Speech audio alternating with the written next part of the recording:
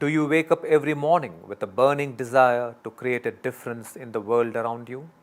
Hi Krishnaji, just wondering, can I still be a successful leader even if I have a soft temperament? Who said leadership is about aggression? It is a major misperception that media and society cultivates in us. You associate leadership with aggression because you believe leadership is position. Is it true? If you assume leadership is equal to position or is equal to authority over others, then your idea of leadership is very flawed. You may be a shy and soft leader like Gandhiji, or an outspoken and dynamic leader like Sardar Vallabhbhai Patel. Gandhiji was shy, he was an introvert, but his connection to the unspeakable suffering of Indian people in slavery led him to be a leader. Sardar Vallabhbhai Patel was an extrovert and an outspoken individual. His love for an India free of division, free of poverty, free of oppression led him to be a leader. It does not matter what your personality is, but as an aspiring leader, you must understand that leadership is about the extent of impact you can create. Leadership is about how passionate you are about making a difference.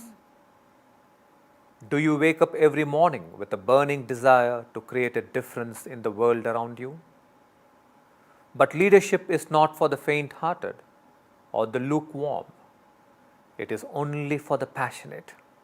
You may want to create a difference to the earth's climate, like a Greta Thunberg. You may want to create an entire forest, like a Jadhav Payeng.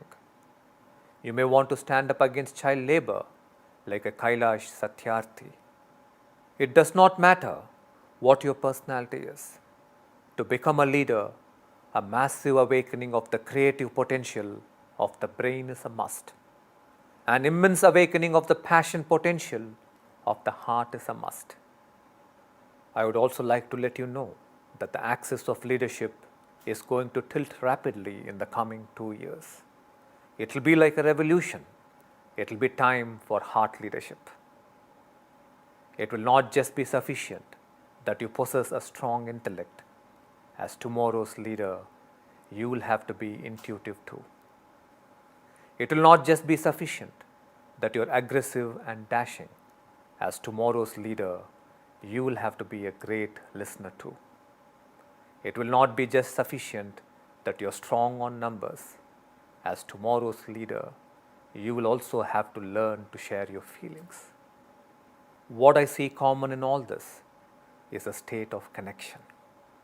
It does not matter whether you are an introvert or an extrovert. What is important is that you awaken to a beautiful state of connection. For only from connection is born purpose, is born listening, is born intuition and sharing of heart's feelings. It is to create this new generation leaders that Preethaji and I host the annual Youth Leadership Festival at Ekam and the Happy Hearts Fest for Youth to build entire villages. These are events that will open your heart to deeper connection and your mind to a greater intelligence. I would say that every young person who is aspiring to be a leader must participate in these life transforming events.